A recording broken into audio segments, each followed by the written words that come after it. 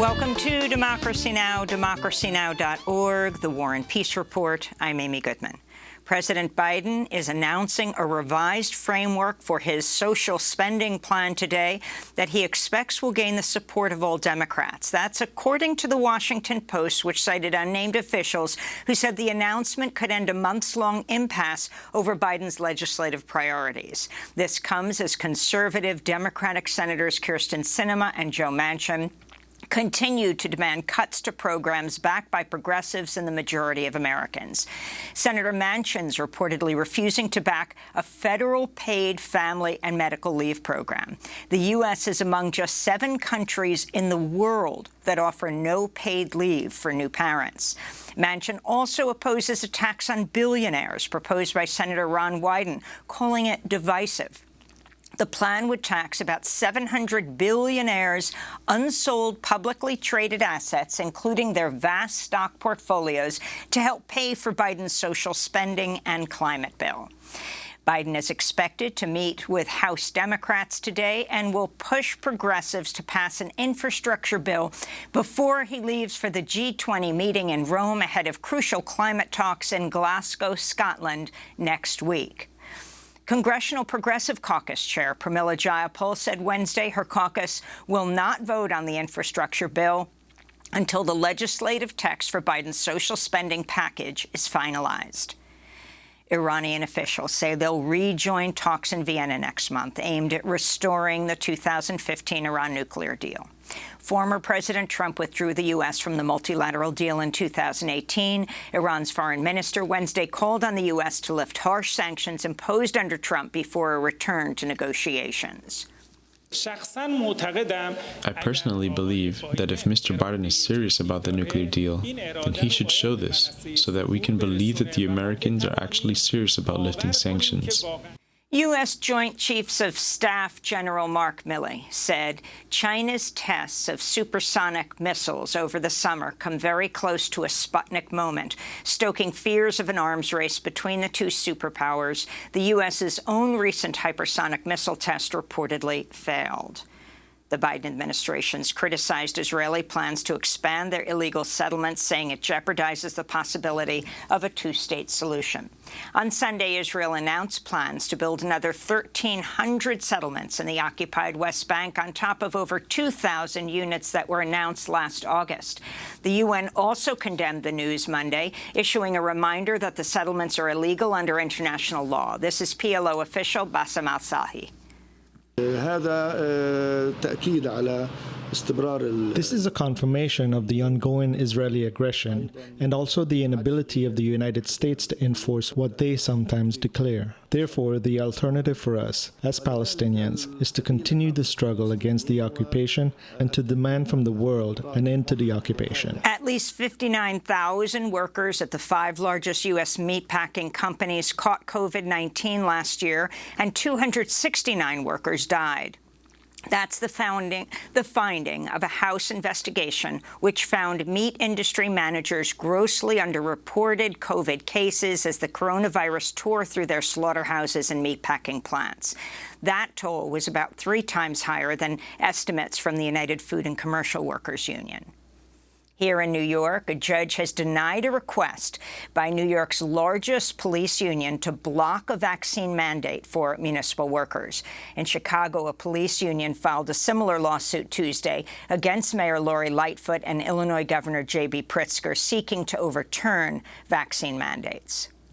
In medical news, a cheap and widely prescribed antidepressant pill known as fluvoxamine showed promise in blunting the effects of COVID-19 in patients in Brazil. A clinical trial showed that when taken soon after infection, the drug cut the length of patients' hospital stays and reduced their risk of death.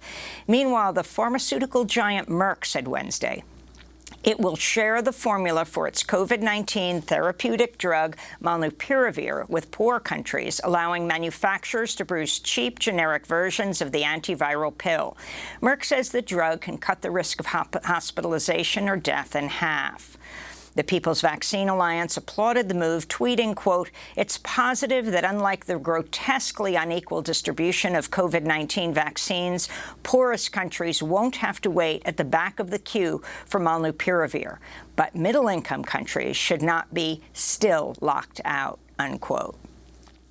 A powerful storm system tore through New England states Wednesday, uprooting trees, ripping the roofs off buildings, and bringing hurricane-force winds to some coastal communities. Wind gusts of over 90 miles per hour were recorded in Martha's Vineyard. More than 600,000 customers across the northeastern U.S. were left without power. New York State will deny permits to a pair of natural gas power plants, with Governor Kathy Hochul calling them incompatible with state law requiring cuts to greenhouse gas emissions. The move cancels Donziger Energy's plans to build a frack gas plant in the town of Newburgh on the Hudson River. Also canceled are NRG Energy's plans for a gas-fired power plant in Astoria, Queens. That project had drawn opposition from progressive Democratic Congressmember Alexandria Ocasio-Cortez.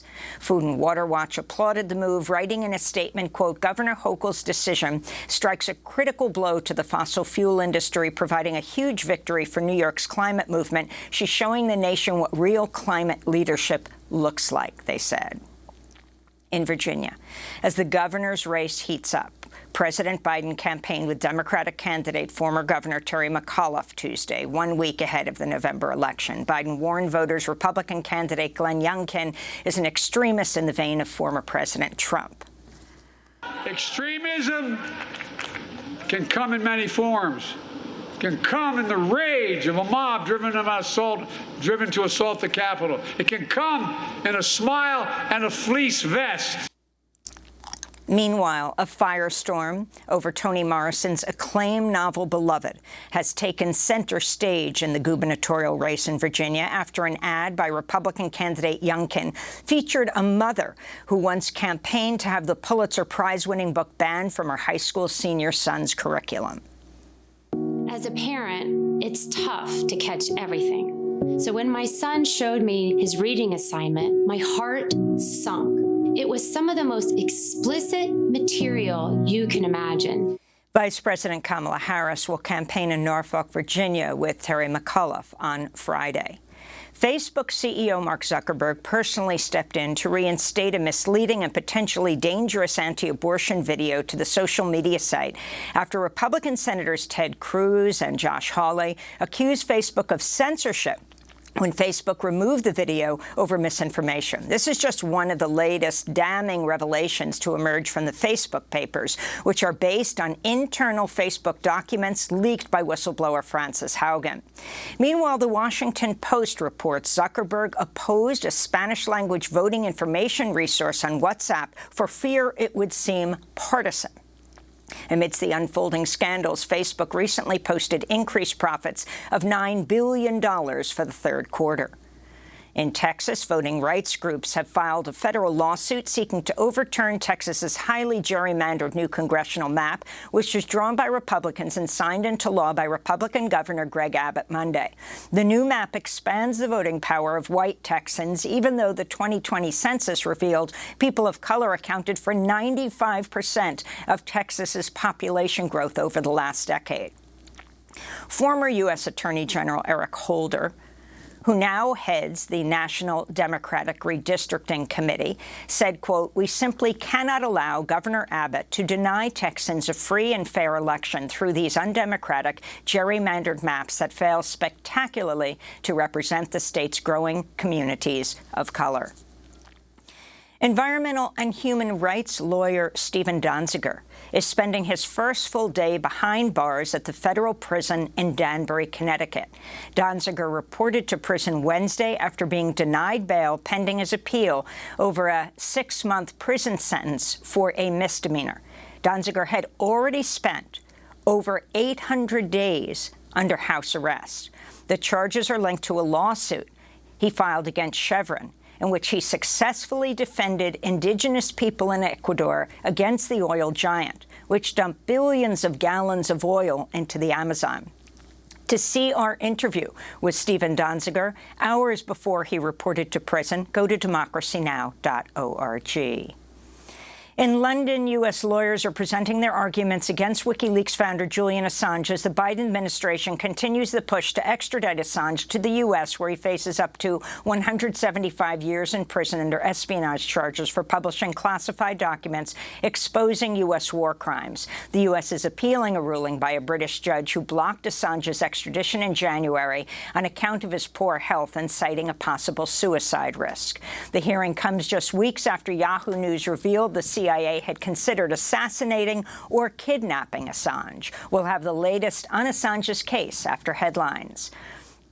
In labor news, a striking John Deere worker was fatally struck by a car Wednesday as he crossed a street to join a picket line outside a warehouse in Milan, Illinois. 56-year-old Richard Rich was pronounced dead at the scene. The local police chief said he did not believe the driver intended to hit Rich. This comes after The Intercept reported John Deere managers are working to suppress stories about accidents caused by non-union strikebreakers. The Intercept says company executives are concerned about reputational risk on social media and have instructed workers that accident reports are confidential and must not be shared with the public. Some 10,000 John Deere workers have been on strike since mid-October to demand equitable pay and benefits as their company reports record profits. In Chicago, tortilla manufacturer El Milagro said Wednesday it's ending its 7-day work week and will begin giving employees Sundays off starting later this month. The announcement came amidst worker walkouts and protests denouncing low pay, staff shortages, and workplace abuse. You can see our coverage of the El Milagro workers' fight at democracynow.org. And in Massachusetts, students at Harvard University have launched a 3-day strike after talks between their union and Harvard administrators failed to produce a contract.